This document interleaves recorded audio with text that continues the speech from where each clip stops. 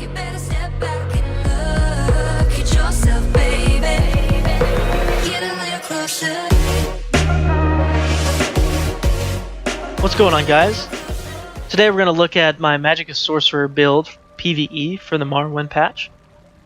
I currently don't have Necro, but that's exactly what this build is going to use, and I don't have it, so at the end of the video I will screenshot stats of why it is so good. One of my friends, Monk, he has the gear. He has 4-piece Moondancer, 5 Necro, 2 Lambrus, and so he's going to post a screenshot that is going to be at the end of the video, so you can see the difference in how much it really affects your stat pool and how that affects this build. Also, one thing to note is this is pretty early in the PTS, so the sustain changes, they may revert them, they may add something new, so I will keep updating this build, and those updates will be on my website, and my website will be in the description. It's fearturbo.com. Also, I won't be showing any CP in the video. Those will be on the website as well, because currently the CP is a little funky. Master at Arms may not be working correctly, may be working with things it's not supposed to.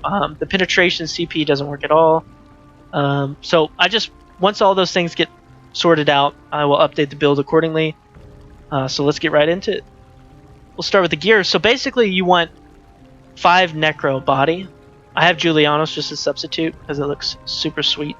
But you want 5 Necro, and what that's going to do is give you a massive, massive amount of Magicka pool. Like, Monk has 54,000, and I have 45,000. So the scaling is extremely high. So you want 5 Necro body, 2 Lambrus, which has a 1-piece max Magicka.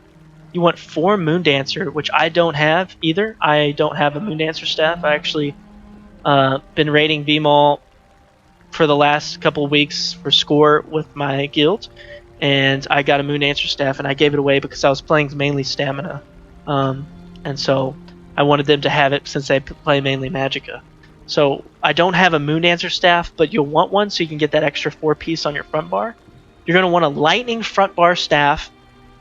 So you go 5 Necro, 4 Moondancer, and 2 Lambrus.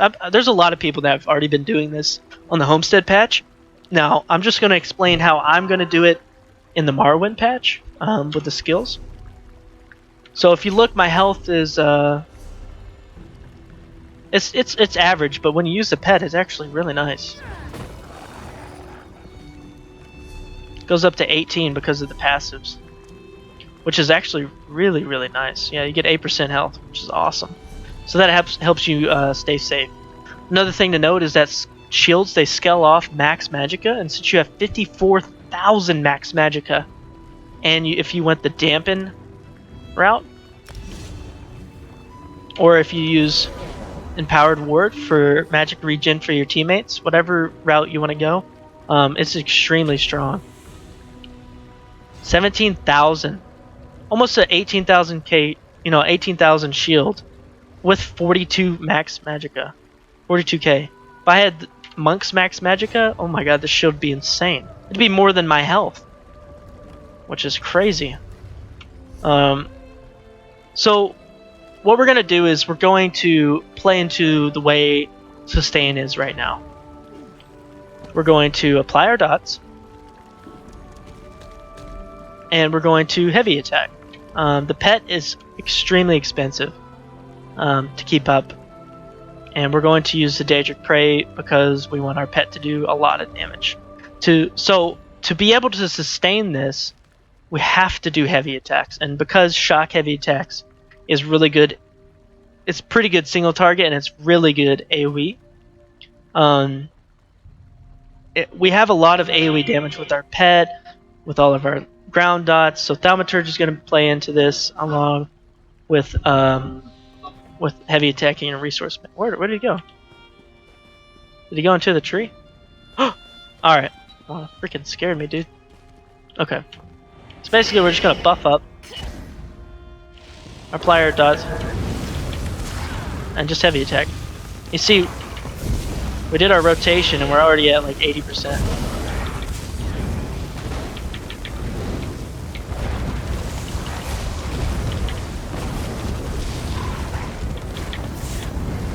I don't have a fixed rotation yet. Basically, if you just look at your timers, right after it explodes, you put it on again. You see, I'm having a hard time sustaining this anyway. I'm heavy attacking constantly, and look at my Magicka.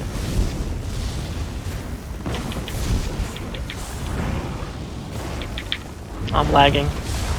I'm catching some kind of lag. Anyway, so basically you just want to keep your dots up and heavy attack, and then take shards whenever you can. That'll help you sustain. You can see I'm heavy attacking, and it's not like my stamina videos where, you know, I'm constantly keeping up. I'm draining so much Magicka because look, my AoEs are mainly my main damage, and so that's 3k. That's 3k. This is 3k. You know, this is 2.5. So throw Force Pulse out the door. I can't even sustain my dots, let alone weave in a Force Pulse. I mean, I could every now and then, maybe 1 or 2 to proc the Fire Lambris, but it's pretty tough. So maybe if I was getting shards, you know, and orbs and stuff, I'd be able to sustain maybe a couple Force Pulses, maybe 1 then heavy, 1 then heavy, etc. But right now it's pretty much going to be lots of heavy attacking while putting up these dots. Now these dots are not to be underestimated. These dots are extremely strong, and they are massive in AoE fights. Things that have multiple targets, you know, trash packs, or just bosses with like the twins in VMAL, or you know, Rakat hard mode having 3 assassins, the Hulk, and Rakat. Like, this class has the AoE to burn it down to the ground. And with heavy attacking, you're just going to add even more AoE to nuke those things down. So they're not a problem. Obviously, damage is going to be a little bit lower. You know, it's just how it is. And we're not going to use any Witch Mothers. We're going straight max Magicka, max health, because we're going to keep the heavy attack rolling. And our team's going to try and throw orbs and help us sustain throughout the fights. So it's actually a really simple build. It's just the regen is really a problem if you don't keep up your heavy attacks. So make sure that you keep the pet up, and the Daedric Prey is every 6, so pretty much you apply it and then you go do your back bar dots, right? You get 1 heavy out and then it's like boom, it's gonna explode. Then you apply it again, do a heavy, then you do your back bar dots, and your pet's on both bars. You can do that, come back. You know, you're always applying this freaking Daedric Prey, but it's okay, because it helps your pet do a lot of damage. So guys, also thing to note is you're always going to open up the fight with a Fiery Rage, and then constantly use Shooting Star. Shooting Star is really good damage. Unless you need to, you know, burn something down, like say your team's behind, you can tell your team's behind in, you know, VMAL hard mode, or maybe the damage is lower now. So much lower that the ads are actually piling up. The Hulk's not even getting cleaved down as fast, and you're going to the next pad or something, and you just want to fire, you know, have more AoE. Then definitely save for Fiery Rage. Single target Shooting Star, because it costs much lower and you can get some good damage out of. Fiery Rage for definitely if there's multiple targets and you need them to die in order for your team to survive. That's how I would use it.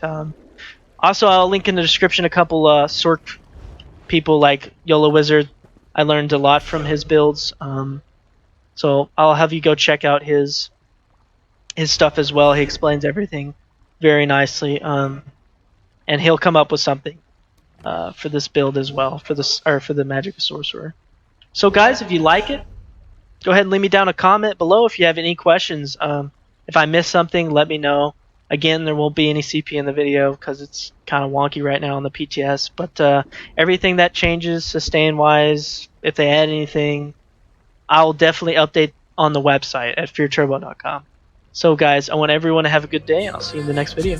Kings and queens, then you better step back and look at yourself, baby. Get a little closer.